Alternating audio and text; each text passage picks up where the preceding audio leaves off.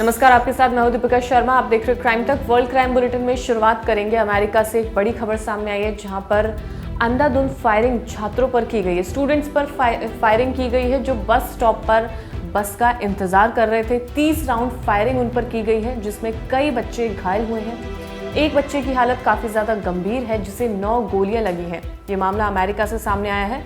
एक कार से 3 लोग बाहर निकलते हैं और वो बिना सोचे समझे इन बच्चों पर फायरिंग करना शुरू कर देते हैं।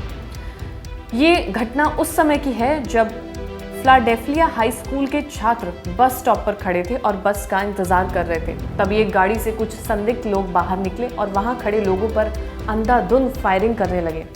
पुलिस कमिश्नर केविन का कहना है कि इस घटना में 8 लोग घायल हुए हैं, जिनमें से एक शख्स गंभीर रूप से घायल है। उसे 9 गोलियां लगी हैं जबकि बाकी लोगों की हालत स्थिर है। लेकिन इसके पीछे की वजह अभी तक सामने नहीं आ पाई है। आखिर क्या वजह रही कि एक गाड़ी में से 3 लोग निकलते हैं और अंधाधुंध फायरिंग करना शुरू कर देते हैं। पुलिस इस पूरे मामले की जांच कर रही है। फिलहाल उन लोगों की हालत स्थिर बताई जा रही है। एक शख्स की हालत अभी गंभीर है। और अगली खबर पाकिस्तान से सामने आई है जहां पर पाकिस्तान के पूर्व प्रधानमंत्री जुल्फिकार अली भुट्टो को 1979 में फांसी दी गई थी। लेकिन अब पाकिस्तान के सुप्रीम कोर्ट ने इसमें बड़ी टिप्पणी दी है। एक बड़ा बयान जारी किया है जिसमें कहा गया है कि सुप्रीम कोर्ट का कहना है कि 1979 में पूर्व प्रधानमंत्री जुल्फिकार अली भुट्टो के खिलाफ चलाए गए मुकदमे में हुई सुनवाई संविधान के अनुरूप नहीं थी। पाकिस्तान के चीफ जस्टिस काजी फैज ईसा की अगुवाई में 9 जजों की पीठ ने ये टिप्पणी पूर्व राष्ट्रपति आसिफ अली जरदारी की ओर से दायर रेफरेंस पर की है। चीफ जस्टिस ईसा ने कहा कि पूर्व प्रधानमंत्री भुट्टो को निष्पक्ष ट्रायल नहीं दिया गया था, लेकिन साल 1979 में भुट्टो को रावलपिंडी में फांसी दे दी गई थी। और अगली खबर सामने आई है। यमन के हूती विद्रोहियों ने व्यापारिक जहाज पर मिसाइल से हमला किया है जिसकी वजह से चालकों की मौत हो जाती है। इजराइल और हमास की जंग के बाद ये हूती विद्रोही लाल सागर में जहाज़ों पर हमला कर रहे थे, लेकिन ये ऐसा पहला हमला है जहां पर लोगों ने अपनी जान गंवाई है। गाजा में हमास के खिलाफ इजराइल के युद्ध छेड़ने के बाद ये हूती विद्रोही का पहला हमला है जिसमें लोगों की जान गई। ये हमला बारबाडोस के झंडे वाले जहाज ट्रू कॉन्फिडेंस पर हुआ।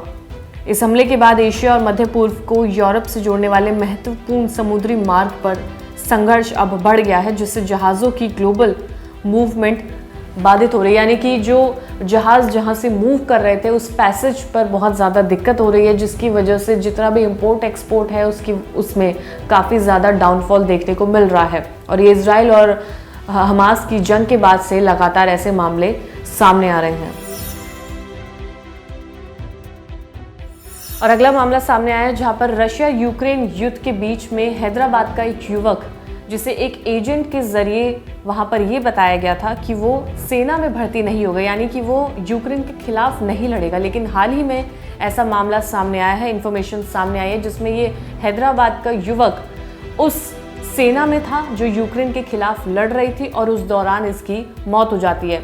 दूतावास से रिपोर्ट सामने आई है जिसमें ये कहा गया है कि बुधवार को इसकी मौत की पुष्टि की गई है। मृतक की पहचान मोहम्मद अफसान के रूप में हुई है। दूतावास ने कहा कि वो यहाँ परिवार के संपर्क में है। बताया गया है कि लोगों को आश्वासन दिया गया था कि उन्हें यूक्रेन के खिलाफ रूसी युद्ध में लड़ने की आवश्यकता नहीं होगी, यानी कि उनसे झूठ कहा गया, वो युद्ध के मैदान में नहीं होंगे। आश्वासन के बावजूद उन्होंने खुद को केवल बुनियादी हथियार के प्रशिक्षण के साथ युद्ध के मैदान पर पाया, यानी कि उनसे ये झूठ बोला गया। एजेंट ने वो झूठ बोला जिसके बाद इस जंग में उन्हें उतारा गया और अब इस शख्स की मौत हो जाती है। 7 अक्टूबर 2023 से इजराइल और हमास की जंग जारी है। अब इसी बीच यूएन की एक रिपोर्ट सामने आई है जिसमें यह बताया गया है कि इजराइल ने फिलिस्तीनी कैदी महिलाओं के साथ सेक्सुअल वायलेंस किया है। इस रिपोर्ट में कहा गया है कि जंग शुरू होने के 150 दिन बाद पहली बार माना गया कि 7 अक्टूबर को इजराइल पर हमले के दौरान महिलाओं से रेप और गैंगरेप किया गया था। ब्रिटिश रिपोर्ट के मुताबिक इजरायली डिटेंशन सेंटर्स में फिलिस्तीनियों की हालत बयां की गई है। इसके मुताबिक फिलिस्तीनियों को इजरायली कैद में टॉर्चर किया गया। कई मामलों में रेप और सेक्सुअल असॉल्ट के भी आरोप सामने आए हैं, जिसमें यूएन की रिपोर्ट में ये दावा किया गया है कि इन महिलाओं के साथ, यानी कि फिलिस्तीनी महिलाओं के साथ रेप किया गया, गैंग रेप किया गया, उन्हें टॉर्चर किया गया है। इस रिपोर्ट के जरिए ये तमाम चीज़ें सामने आई हैं। और फिलहाल इस वर्ल्ड क्राइम बुलेटिन में इतना ही। ताज़ा खबरों के लिए देखते रहिए क्राइम तक।